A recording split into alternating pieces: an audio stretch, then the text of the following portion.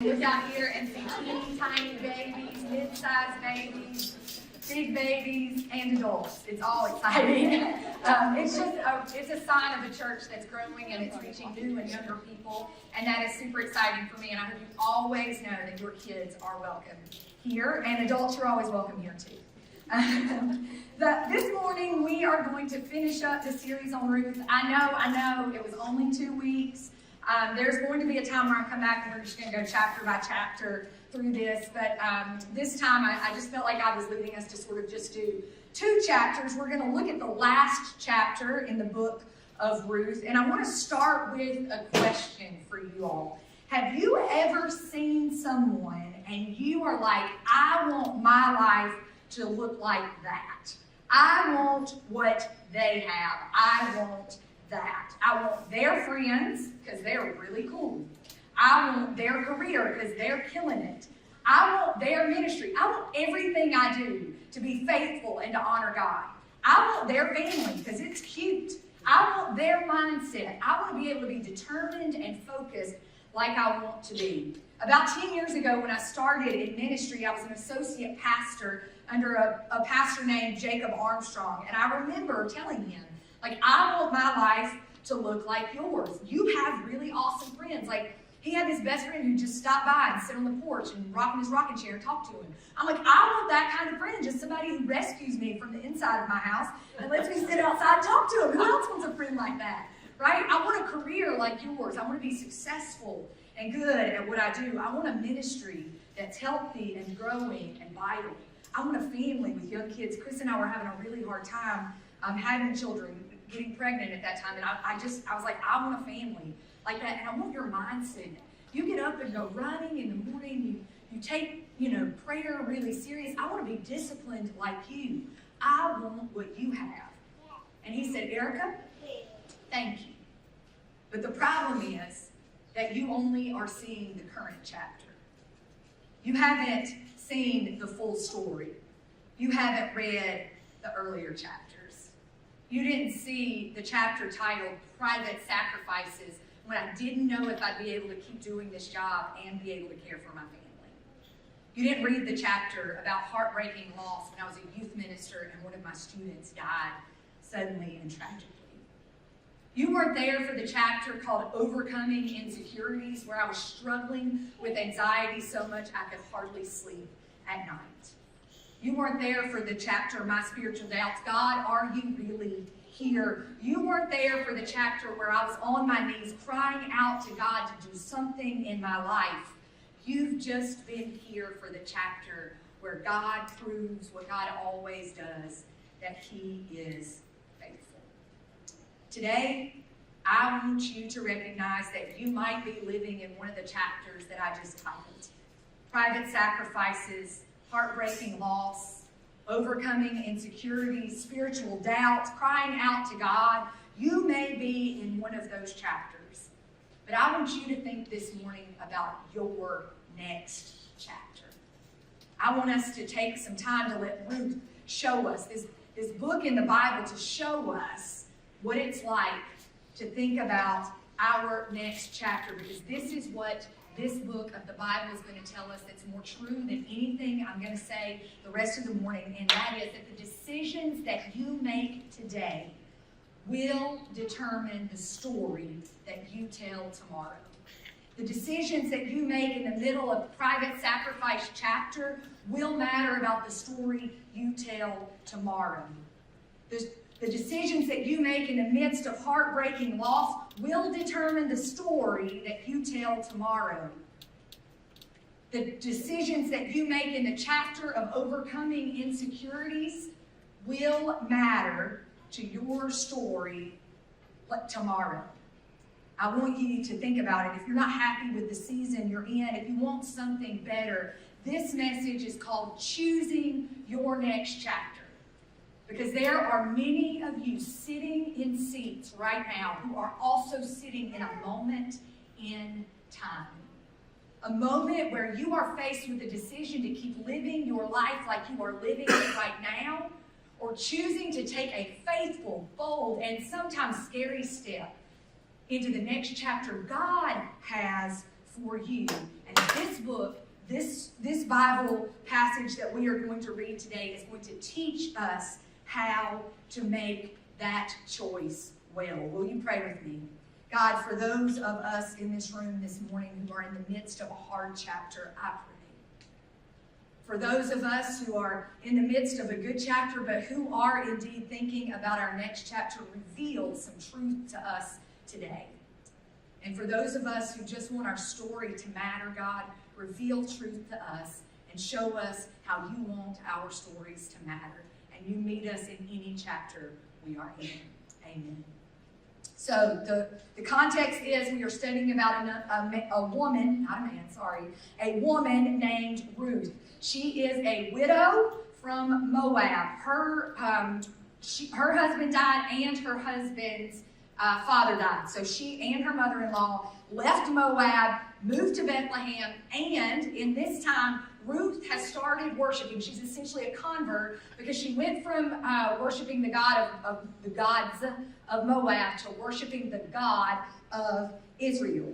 So it just so happens that when she gets there, I'm going to catch up on a couple of chapters that we didn't read. It just so happens that she arrives in Bethlehem as the barley harvest is coming in. It also just so happened that widows are allowed when they're harvesting, when the crews are harvesting in the field, widows are allowed to pick up what the workers drop. And it just so happens that Ruth is gleaning in the field of a man named Boaz. He's a pretty well-off guy. He's very respectable. He's very nice. Boaz meets Ruth, admires her character, and decides he wants to date her, but he's a little insecure. The first date doesn't go really well. She gives him encouragement. She's like, I am interested in you. There's an interesting scene I'll let you read about since there are children in the room. That's Ruth chapter 3. And then now we are in Ruth chapter 4. And this is what happens. Ruth and Naomi are essentially, they have this one piece of land that the family has given them. And there is one member ahead of Boaz. He is a kin redeemer for this family. And there is one family member ahead of him, ahead of Boaz, so that Boaz can get this land and protect the women. So Boaz has this problem. He somehow needs to find this guy, make a deal with him, and he needs 3 things to happen so that he can get this land and the woman of his dreams, Ruth, and take care of Naomi. Do y'all see the what's happening here? He needs 3 things to do this. And this is what we need in our next chapter 2. If you're chasing the love of your life, if you're ready for healthier finance, if you're ready for a career that means something, if you're ready for your life to be a ministry and every step to be faithful, you need the same 3 things that we see Boaz needs. We need the providence of God. And I'm going to explain that because there are some things sometimes that are hard to understand about the providence of God. We need planning. We need to be able to plan some things, and all of it has to be deeply bathed in prayer. You have to be praying. So, the providence of God, let's talk about that because that's a big word and we need to take some time with it. It is 1/3 of a major theme in Ruth. So, this providence of God. This book is not about physical miracles. We don't see the Red Sea parted. We don't see the sick healed. We don't see water turned into wine. Sorry. Those are not the things we see in here, but we do see the providence of God. God shows up in the everyday life of Ruth, and supernatural things happen because she trusts God in the midst of it. So, if you don't believe me, I want you to read Ruth chapter 4, verse 1 with me. Boaz, who there's somebody standing between him and the land and the woman that he wants. Do you understand? There's somebody standing. So Boaz goes to the town gate. He sits down there at the town gate just as the guardian redeemer that he had mentioned came along. Y'all think that's a coincidence? I think not. Boaz says to him, "Come over here, my friend, and let's sit down and talk." So the guy went over and sat down. He just so happens to be sitting at the town gates, and Boaz is not a ministry leader, he's not a pastor, he's not a nonprofit organizer, he is a businessman. And he's like, I get a chance to negotiate a deal. Like, God created me for this moment. I've got to close on this land. What stands between me and that? About the same thing that's going to stand between you doing something incredible in Tampa and making it happen, and that's the city council, okay? So he knows he's got to get the city council there. So this is one important part that I'm going to say before we get there. Boaz calls this man in Hebrew, it says friend, it's called Ploni Almani, and that means like friend, but when you say it twice, it means you're muted, or like this man didn't have a name. So he's not named in here in this whole book. The whole time he's like essentially called Mr. No Name. His name is not included in the Bible. That's just an important thing for you to remember, okay? Mr. No Name is the guy who stands between Boaz and the love of his life. And when did Mr. No Name show up? Did Boaz just get lucky, or was it a coincidence? No. This is those moments when everyday moments matter. Boaz knew what stood between him and what he wanted, right? He's known that for a week. And so he happens to be sitting in a place, and he is prepared for the supernatural moment that God creates in our lives so many times. The providence of God is when we are open to God providing what it is that we have asked for and we have needed. And we do so with open eyes and open hands and an open heart. This does not mean you don't see him choke the guy. You don't see him like pull out a knife, right? Like, he's not forcing this guy to think. He's just like, this is my opportunity that I've been looking for, and God has presented me with this. I need you to understand one last thing, one last Hebrew thing, and then we'll keep going with the story. Can we go to the next one? This right here means Hashgacha Pratis. It's literally the providence of God, and I'm going to show you something. You read it this way. So this is Hashgacha, and this is Pratis. You read Hebrew backwards. And I need you to understand something, Americans who live in the Western world. A lot of times, when we look at the story of our lives, the best way to see and recognize the providence of God is by looking back. It's by looking back. And it helps us to notice it in the present moment. Think of a moment. Think of a moment in your life where you're like, that cannot be explained except God showed up. The providence of God is often understood best by reading our lives backwards. It allows us the opportunities to see what has happened when we have lived with open hands and an open heart. I think about in my own life, when Chris and I were having a really hard time having children, and we got a call the day after Christmas that David had been born in Panama City. I remember this moment being because I literally had told Chris, like, if we don't get a call today, I don't know what's going to happen, because we had a plan to move to Florida 6 months later. And we literally had to have the baby placed with us by the end of the year. I'm like, we've got to get a call in the next 2 days, or either the adoption or the move to Florida isn't happening. Literally on the 26th of December, someone called us and asked us about adopting David. He was in the hospital for 5 days, and we checked out 1 hour to spare for him to be considered to be in our home on December 31st. And it was the exact, like, to the day, to the second moment that we needed to be able to move here to start this new church. I'm sorry, guys, but looking back in those moments, there were moments where I'm like, this is crazy. We have no crib, no bed. Like, I knew this needed to happen. I was telling everybody, like, it's got to happen right now, or none of this is going to happen. But I didn't bother to buy a crib or a bottle or clothes or any of those things. But it just so happened that God is sometimes faithful in ways that surprise us. We simply showed up at the hospital with open hands and open hearts and open lives, and we came home with the greatest son that there ever was. Will also is up there, so just don't tell him I said that in here. It just so happens that sometimes God shows up when we are just living our lives with open hands and open hearts. I knew what stood between us and moving to Florida, and it just so happens that God opens those moments up. In the moment, I would not have said this was God's providence. I would have said this is stressful, and I don't know what to do. But providence, God's providence, is best read backwards. Some of Ruth's earlier chapters were about her being suddenly and tragically widowed. But looking back and reading about it, we can see the providence of God intervening in her everyday life and showing up and doing ordinary things. We see the faith that she had to leave Moab and come to Bethlehem, a place of famine to a place where there is a harvest. We see her broke and poor in Bethlehem. And she is ready for a better chapter. Sometimes we simply have to be open to the providence of God. I need you to know, God is still writing your story.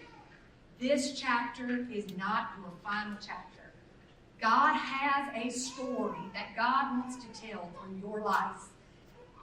This is the second thing that Boaz is going to teach us in Ruth. The second thing is strategic plans. Let me tell you guys something. I am not a planner. I fly by the seat of my pants in everything that I do. I am not a person who is strategic plans or who does that. But Boaz knows that part of trusting the providence of God is also having a plan in place. He's not a pastor. He's not a prophet. He's not a priest. He's a business leader.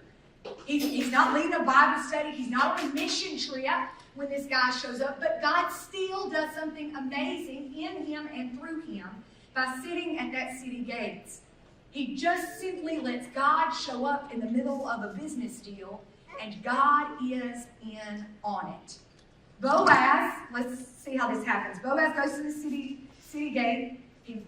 Mr. No Name comes by, and this is what Boaz does. He's like, I need 10 business leaders. I need witnesses here right now. And he says to Mr. No Name, you ready to make a deal? And Mr. No Name's like, yes, I've got it. He's like, do you want Elimelech's land from Naomi? And let me tell you how it goes. It's better to read it from the Bible, I'll just tell you. So, if you want the land, this is what he says to Mr. No Name. Boaz says, if you want the land, then buy it here in the presence of... Sorry, we're at Ruth 4:5. Over to the next one. Boaz says, on the day you buy the land from Naomi, you also acquire Ruth. Hold on, Ruth 4:4. Go back. Sorry. Okay, I thought I should bring this matter to your attention. Boaz says this to the guy at the city gate and suggests that you buy this land in the presence of these witnesses seated here. I'm not going to have this conversation with you one-on-one. I've called everybody I know to come over and witness this so people are here in the presence of the elders of my people. If you will redeem it, do so right now. But if you won't, tell me so I'll know. For no one has the right to do it except you, and I am next in line. And this guy's like, this is pennies on the deal. I'm here for it. I'm going to redeem the land, he says. And then Boaz said, on the day that you buy the land from Naomi, you also acquire Ruth, the Moabite, the dead man's widow, in order to maintain the name of the dead with this property. And now the guy's like, let's pump on the brakes here. This doesn't sound like such a good deal, right? Anybody ever made a deal like this? Like, yes, I want it. And then you hear that I do this sometimes. That's why they're like, you're not allowed to go to the table and talk about things. Anyway, so he says, this is your deal. You can have a Moabite woman and her grumpy mother-in-law. You don't want this? And the guy's like, no, they're both broke. I've got to provide for them, and I've got to give Ruth a son, a baby. Like, I'm over that stage in life. All of this for the land I'm buying? What kind of deal is this? He's like, no, I can't redeem it, he says. The family redeemer replies to it. And I cannot redeem it because I might endanger my own estate. You redeem it yourself. I cannot do it. Mr. No Name titled this chapter, A Bad Investment. A Bad Investment. But Boaz titled this chapter, A Legacy Opportunity. Why? Because Mr. No Name was selfish and he wanted more of his money than he wanted a ministry. One of the most spiritual things you can do is make a plan. Boaz knew he wanted Ruth, and he wanted to provide for her and care for her. One of the most spiritual things you can do is to make a plan. What's your plan? Are you in the middle of a struggling marriage? What's your plan? Are your finances struggling? What's your plan? Is your health do you need to improve your health? What's your plan? Do you need better friends? Are they stoned or broke or far from God? You need a better plan than to keep hanging out with people like that, because the decisions you make today Determine the story you tell tomorrow. Where you sit today determines what God can bring your way. Boaz worked his plan. He bought the land. He becomes the kinsman redeemer. And listen to this. With the land, he says, I have also acquired Ruth the Moabite, Mahlon's widow, as my wife, in order to maintain the name of the dead with his property. I've got a legacy beyond just what I'm trying to do, he says. Who needs this to be the story of your next chapter? Who wants your chapter to matter more than it matters today? Who wants to make sure that something that seems like it is dead can live again? Who wants their chapter to speak that truth? He did not want his name to disappear from his family or from his hometown. So he says to the people, you all are witnesses today. Boaz is joining his chapter with Ruth's chapter to create God's chapter. Boaz depends on God, but he plans his next chapter by praying. If you are planning a next chapter and you do not have a prayer routine, I'm telling you, your next chapter is not going to be as beautiful as it could be. You need to pray some faith-filled prayers. It's all over the book of Ruth. It's not these long, drawn-out, 20-minute prayers with God. They're short prayers. In fact, me and David timed them earlier this morning. They're 1.5 to 2 seconds. Naomi in chapter 1, verse 9 says, may the Lord give you a husband to Ruth. Ruth says, may the Lord deal with me if I leave you. May the Lord be with you, Boaz says. May the Lord bless you, the workers say to her. These are 1 sentence, 1.5 second prayers. What are these prayers that you can be praying? May the Lord repay and bless you. May I continue to find favor. May the Lord bless people who bless you. May the Lord bless you. These are all prayers. Pick one of those 7 or 8 prayers and pray them. The elders and all the people standing in the gate replied, we are witnesses. May the Lord, they pray again, may the Lord make this woman who is coming into your home like Rachel and Leah. They were heroes, sheroes of the faith, from whom all of the nation of Israel descended. May you prosper, and may you be famous in Bethlehem. May the Lord make this woman Ruth, a Moabite who turned to the true God. May God make her like the women who were sheroes of the faith who descended from Israel. May you prosper. May you be famous in Bethlehem, they prayed. It just so happens, do y'all know anybody who's from Bethlehem who's pretty famous? Providence, planning, prayer. Providence of God is like Hebrew. It's best understood backwards. Jesus, without sin, was born of the Virgin Mary. There was a providence of God looking backwards. I want you to listen. Mary was engaged to Joseph. I'm going to go through this kind of fast, but y'all hold on. Mary was engaged to Joseph, whose father was Jacob. Now listen. Jacob from Mathan, Eleazar, Eliud, Akum, Zadok, Azor, Eliakim, Abiud, Zerubal. Then there's like 14, 15 other names. And then listen. Solomon, David, Jesse, a kid named Obed. Boaz was the father of Obed, whose mother was Ruth. The woman who they prayed would be famous in Bethlehem is in the lineage of the Messiah who came to save the world. The decision you make today determines the story of the future. That hour you give up to volunteer somewhere, it may be the story of somebody who is redeemed and finds new life. That 30 minutes that you eat lunch with a kid at Sheramonte, who knows what that kid can accomplish? That 3 hours you spent at Love Inc. checking homeless people in to resources to experience the new life. Imagine what the chapter of tomorrow looks like. Bringing your baby, your little teeny tiny baby to church the very first chance you get. Imagine the story that is being written. We don't need fireworks in the sky as Christians.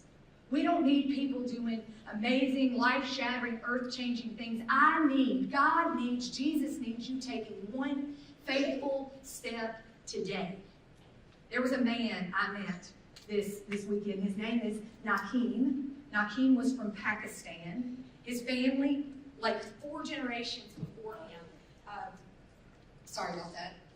His family grew up in Pakistan, and 4 generations before him, a missionary came, offered his family food, and helped to introduce them to Jesus, and they gave their lives to Jesus, and they had been a faithful family of Jesus followers for 4 years. He winds up in Pakistan, and he winds up, there's some terrorist activity there, and they literally run him out of town. He had to leave Pakistan.